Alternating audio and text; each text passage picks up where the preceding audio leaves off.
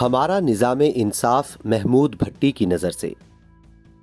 पाकिस्तान में कानून मोम की नाक बन चुका है जिसे ताकतवर जिस तरफ चाहे मोड़ दे। तहरीक इंसाफ के रहनुमा साबिक वजीर कानून और मारूफ वकील बाबर आवान का जुमला आज भी मेरे कानों में गूंजता है, नोटिस मिलिया कख न हिलिया। बस ये है इस मुल्क में कानून की हुक्मरानी और बालादस्ती। इस मुल्क में कानून सिर्फ लोगों को ख्वार करने के लिए बनाए जाते हैं। इस कानूनी हरासगी का मुतासिरा निहायत मजलूम तबका ओवरसीज पाकिस्तानी भी हैं। ये लोग अपनी जवानियाँ दिन रात एक करके दयारे गैर में काम करते हैं, कीमती ज़र मुबादला मुल्क में भिजवाते हैं। ये पाकिस्तान की बरामदात के बराबर मुल्क में पैसा भिजवाते हैं। ये अरबों डॉलर भिजवाने वाले जिस सुलूक और इज्जत के मुस्तहिक है, ये उन्हें आज तक दी ही नहीं गई। इसके बजाय उनके साथ कानून के नाम पर जो सुलूक रवा रखा जाता है वो निहायत तकलीफदेह और परेशान कुन है। मैं ज़ाती तौर पर सैकड़ों लोगों को जानता हूँ जो अदालती हरासगी का शिकार रहे हैं।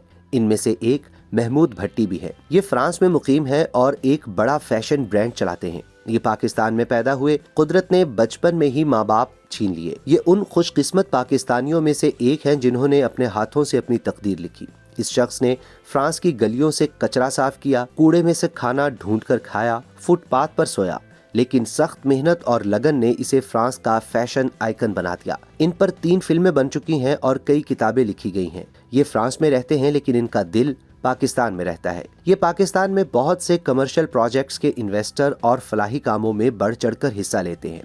लेकिन गुज़श्ता दौर में एक ऐसा वाक़या पेश आया जिसने इनके इस दिल के हज़ारों टुकड़े कर दिए जो सिर्फ और सिर्फ पाकिस्तान के लिए धड़कता है। जब सुप्रीम कोर्ट के चीफ जस्टिस मियां साकिब निसार थे, महमूद भट्टी भी उन दिनों पाकिस्तान आए हुए थे। इतवार का दिन था। महमूद भट्टी निजी अस्पताल की जेर तामीर पार्किंग का मुआयना कर रहे थे कि अचानक दर्जनों गाड़ियों का एक काफिला अस्पताल आकर रुका। मीडिया कैमरों के साथ बड़ी गाड़ी से उतरने वाले शख्स ने जोर जोर से कहना शुरू कर दिया कि कहाँ है वो डिजाइनर डाकू, उसे मेरे पास लेकर आओ।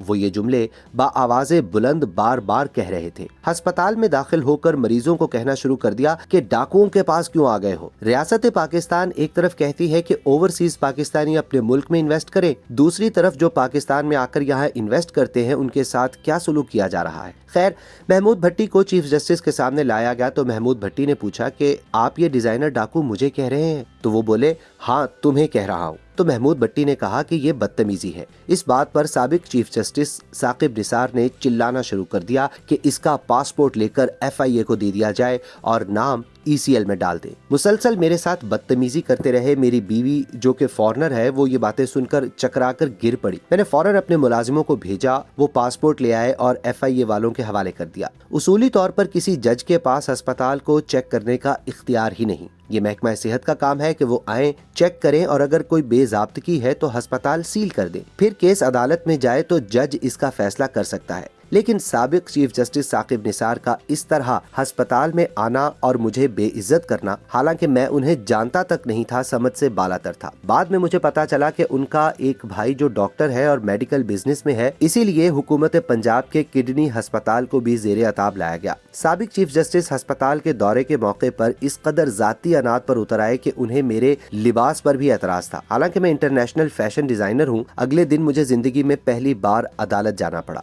जहाँ मुझे कई घंटे इंतजार करना पड़ा। मेरे वकील ने कहा कि आपने कोई बात नहीं करनी। मैंने कहा कि मैं बात करूंगा। मैंने साबिक चीफ जस्टिस से कहा कि मेरा फ्रेंच पासपोर्ट है कि आप फ्रांसीसी सफारत खाने से बात किए बगैर नहीं ले सकते। तो साकिब निसार बोले, मैंने तो आपका कोई पासपोर्ट नहीं लिया। FIA से कहा कि उनका पासपोर्ट वापस कर दे और खुद उठकर चले गए। बाद में मुझे बिलवास्ता तौर पर कहलवाया गया कि मैं डैम फंड में पैसे जमा कराऊं। मैं फौरी तौर पर फ्रांस वापस चला गया। टेंशन और डिप्रेशन के बायस मुझे एक स्टेंट डलवाना पड़ा। मेरी और बहुत से प्रोजेक्ट में इन्वेस्टमेंट थी और मैं सोच रहा था कि मैं कहां फंस गया हूं। मेरे पार्टनर ने 25 लाख डैम फंड में जमा करा दिए। कहानी सिर्फ इतनी नहीं। महमूद भट्टी ने 1987 में लाहौर में एक मुरब्बा जमीन खरीदी थी। इसका निगरान एक वकील को बनाया और अथॉरिटी लेटर दे दिया, जैसा कि मगरबी ममालिक में होता है।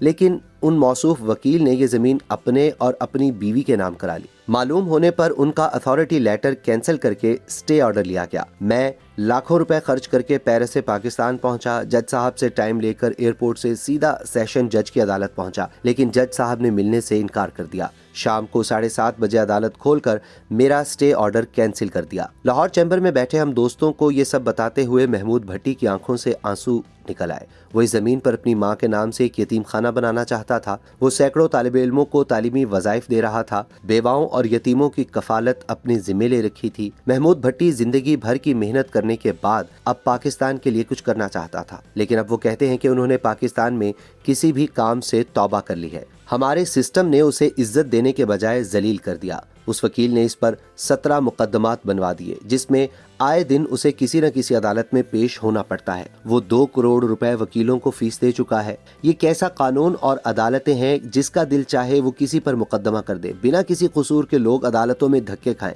सिर्फ 10 मिनट में निपटाए जाने वाले मुकदमे में लोग 10-10 साल अदालतों के चक्कर काटें। महमूद भट्टी की इस मिसाल के बाद क्या किसी बड़े ओवरसीज पाकिस्तानी को कायल किया जा सकता है कि वो पाकिस्तान में इन्वेस्ट करे?